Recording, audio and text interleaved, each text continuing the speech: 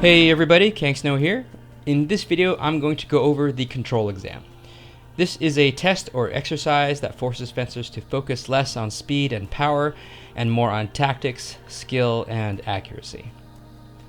Please note that this video is considered an internal document, so it should not be shared outside our organization. One of the best selling points of the Lightspeed Saber system is its accessibility, as not a lot of armor is required to stay safe. However, this does not mean that hits cannot be painful and leave nasty bruises, both of which can intimidate new participants and sour the experience even for longtime members. As well, senior members should know how to fight with control and win with overwhelming skill and tactics, qualities acquired through experience and dedicated practice, rather than speed and strength, qualities no one needs to participate in this sport to acquire or will already possess when they enter. Therefore, the control exam is about scoring with precise hits, with penalties for hitting off target, encouraging careful and considered attacks.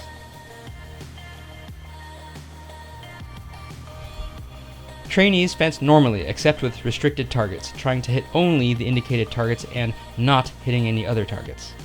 The possible targets are the mask, the gloves, the hilt, and the shoes. A positive point is earned for each valid on-target hit.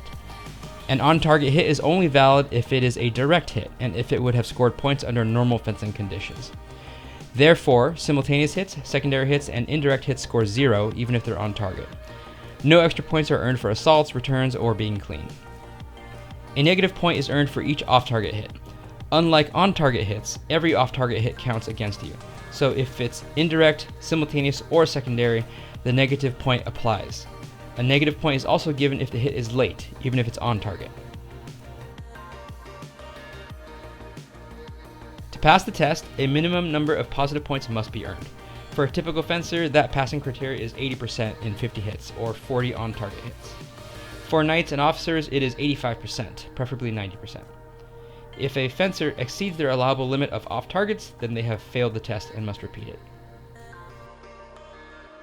The test can also be instantly failed for commission of any violations, or if you, the trainee, receive a complaint about your power level.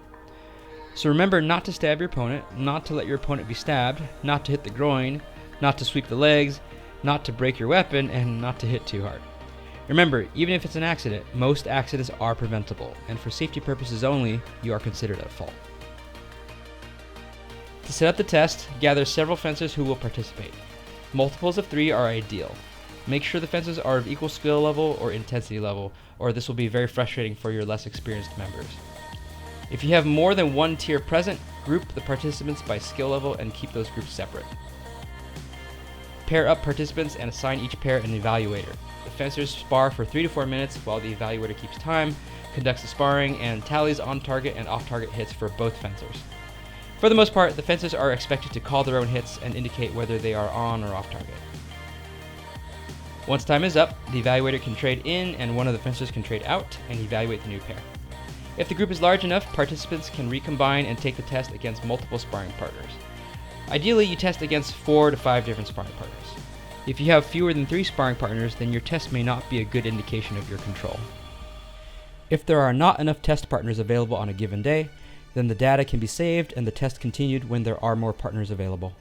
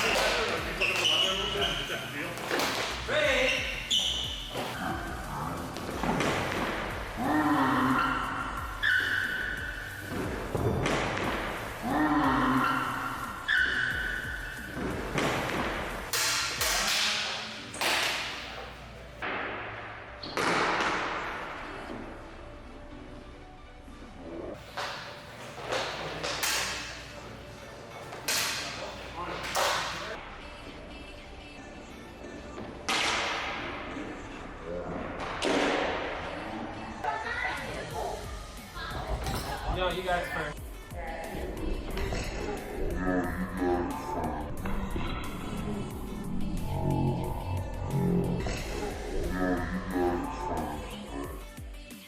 For some fencers of a certain stripe, this will be a very difficult exam to pass. If your dominant strategy has been to swing hard and fast at the nearest target, you will likely fail. So here are some tips to passing the test. Number 1, slow down. The only way to fail the test is to hit your partner in the wrong place or commit a violation. So slow down so you have the opportunity to halt your attack if you find you're about to make a mistake. You cannot fail the test by getting hit, and you cannot fail the test by holding back. Number 2, use defense. If you find it difficult to reach the key targets, use defense to bring those key targets to you. A good deflector creates a direct path to the hands. A good slip leaves your opponent's head wide open. Number 3, use the floor. If you are tempted to go for the foot but not confident you can hit on target, place the tip of your blade on the floor and slice across the ground. This will virtually guarantee that you will hit the side of the sole. Number 4, remember you are taking a test. Some fencers get deep in their head and into the heat of battle. If you are this type of person, remind yourself after every exchange that you are taking a test. Keep your head on straight, stay present, and focus. This concludes the video for the control exam. The control exam can serve to qualify new members for higher rank or qualify them for competition or sparring. The control exam is also good for recalibrating a club, especially among regulars, and it is not at all a bad idea to periodically retest your members on it to keep power levels in check, which can tend to creep higher and higher, especially among long-time members. So I hope that you found this video useful. If you have any suggestions, please do let me know. This is Kang Snow. Thanks for watching, and I'll see you in the next one.